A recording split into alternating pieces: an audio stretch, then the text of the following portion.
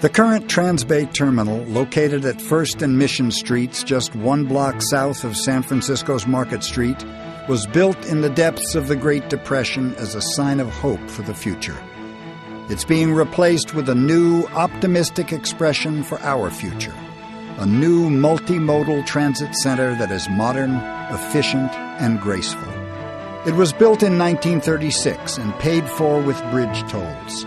At the time, the lower deck of the Bay Bridge had electrified tracks, and trains ran from San Francisco to the East Bay and Sacramento. They were operated by companies with romantic names like the Interurban Electric, the Sacramento Northern, and of course, the Key System. In 1946, at the heyday of rail transport in the United States, 26 million people used the Transbay terminal each year. Following World War II, the automobile became king. When the tracks were removed from the lower deck of the Bay Bridge in 1958, the Transbay terminal was converted to a bus-only facility. The current terminal has the highest transit connectivity in the region. Its main tenant is AC Transit.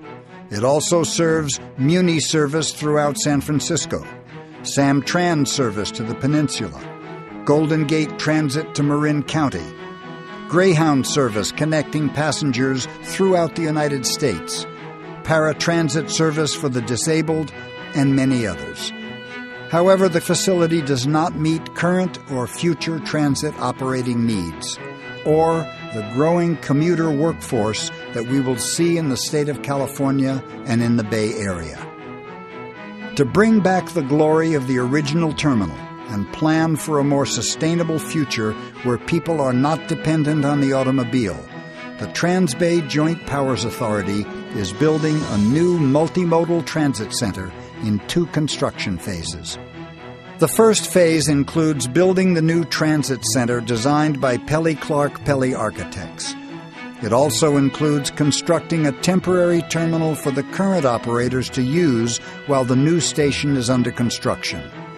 A bus storage facility for midday parking of AC Transit buses will also be built under the west span of the Bay Bridge. In the second phase, the Caltrain rail line will be extended 1.3 miles underground from its current terminus at 4th and Townsend directly into the new station, going uptown under 2nd Street. This line will also serve California High-Speed Rail.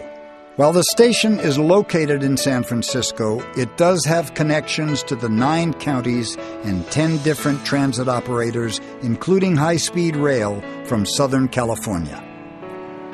The Transbay terminal redevelopment will bring housing to a new neighborhood, with 7 new high-rises built on former state-owned land. The land is being transferred to San Francisco and the Transbay Joint Powers Authority for the purpose of building the new transit center.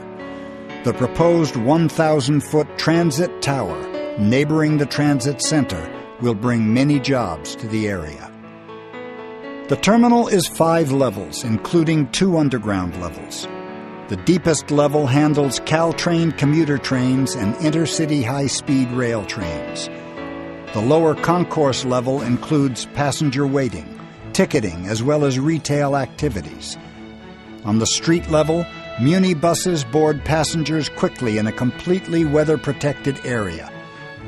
Muni is right across the street from the Grand Hall, where passengers will stream to the trains downstairs and the buses upstairs. On the street level on the west end of the terminal, we have additional circulation to the trains and buses, and also retail and other service functions. The mezzanine level will have space for community meetings and other activities. The bus level provides an elevated waiting area for Transbay bus passengers with a direct, dedicated connection to the Bay Bridge. The station itself is about 1 million gross square feet, 4 city blocks long, and capping all this is a new 5.4-acre park. The park, under design by the project's architects Caesar Pelly and Fred Clark of Pelly Clark Pelly, will feature a children's playground, as well as art, cultural and educational activities. There's also space for a music amphitheater. There will be water features designed by the artist Ned Kahn as well. The vision is for the park to accommodate the people who live in the neighborhood, that work in the area, and that come into San Francisco as transit riders connecting to various parts of the Bay Area and eventually the entire state of California. Natoma Street is one of the most blighted areas of the Transbay redevelopment area today. Yet, in the not-too-distant future, it will be a true destination for both residents and visitors of San Francisco alike, with wide sidewalks, retail, coffee shops, and other commercial activities similar to what you see at Grand Central Terminal in New York City. Mission Plaza will be shared by both the Transit Tower and the new station. The current design features redwood trees, California's own state tree, reaching upwards toward the plaza's canopy above. An exciting feature that has been proposed by the architect Cesar Pelli is a funicular, as one of the ways to access the rooftop park. The Mission Plaza leads into the Grand Hall, the ground level of the new transit center. The hall is a very light and open space which welcomes the public to the regional and statewide transit system. An impressive oculus brings light into the Grand Hall and serves as both an aesthetic feature as well as an engineering structure.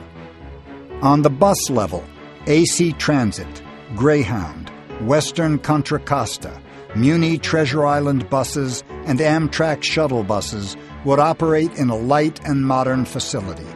A very different experience than what is currently available at today's Transbay terminal. High-speed rail is an important component of the Transbay project.